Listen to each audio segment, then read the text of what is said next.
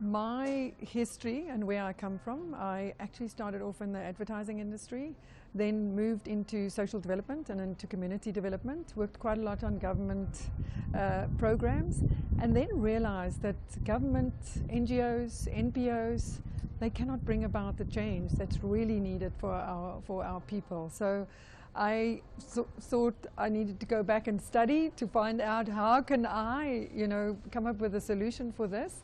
And I wrote my final research paper on shared value and fell in love with the concept because it is a business concept that allows business to make money, or not allow, but it encourages business to make money while addressing a social issue. And that's where I'm here today, because I believe that it is the answer for Africa specifically from a development perspective. Because if we can create, business have to make money. So they have to be profitable, and you're not going to get a CEO not looking at the bottom line. They're always going to look at the bottom line, but they can now look at the bottom line, and they can also look at what their social impact is at the same time. Yeah. So, other than the summit, what else does the initiative engage in?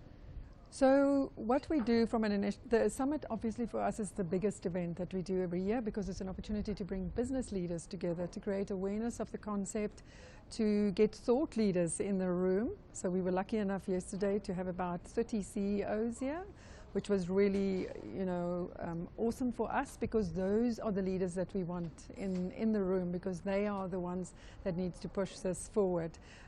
So other than the summit, what we do is we do research, because what we're doing at the moment, we've got working with Strathmore here in Kenya on a particular research project. We also, from an educational perspective, we're working back home in South Africa with the Johannesburg Business School to set up a short training course so that we can get this concept in with the young leaders in the business schools, so that when they start their businesses, or when startups start their businesses, that they're already conscious of what this business concept is about.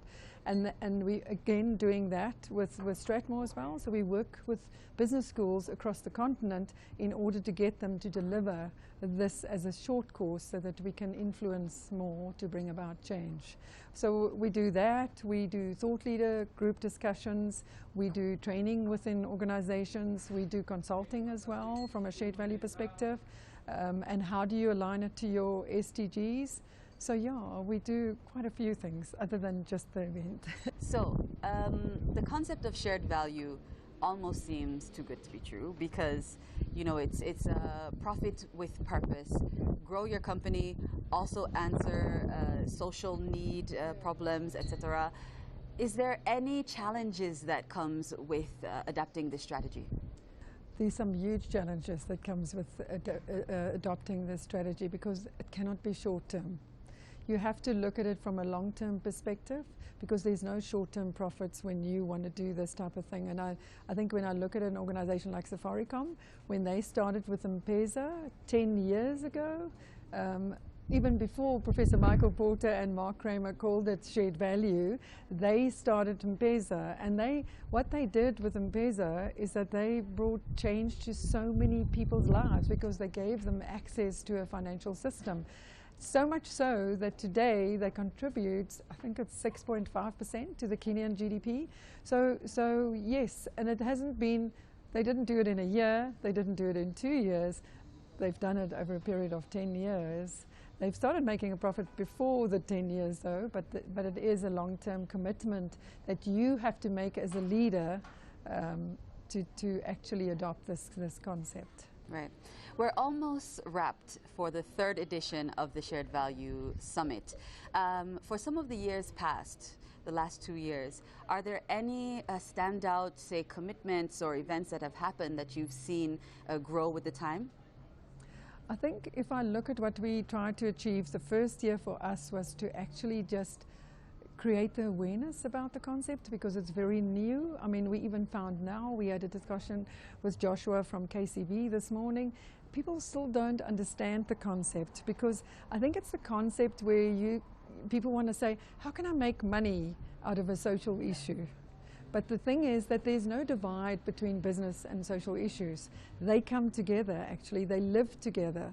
So companies have to look at the business side, and they have to look at the social side. So in year one, we created awareness of the concept. In year two, we took it a little bit further to look for those organizations that are already working in the shared value space to come and tell their stories, because then you make it more credible. And you raise the awareness of that. So when we came here this year, we realized that we here within Kenya, we still had to talk the shared value and what it is about. But we do have organizations here within Kenya that are already practicing shared value. So for us, it was about bringing those thought leaders into this room and get them to change the conversation, because that's what it's about. We have to shift business mindsets so that we can, because at the end of the day, it's about the people. Because business is about people. It's about our consumers, and it's about the people that actually work for us. So without people, we cannot survive as business, but we cannot be successful as a business if the communities in which we operate is failing. And that's where shared value comes in, because there has to be a benefit on both sides. Right. Is it possible for a company that's not necessarily providing a solution to a social issue still to adapt the shared value strategy? It is. It is possible for every single company to adopt a shared value strategy, because let's look at something quickly like employment equity.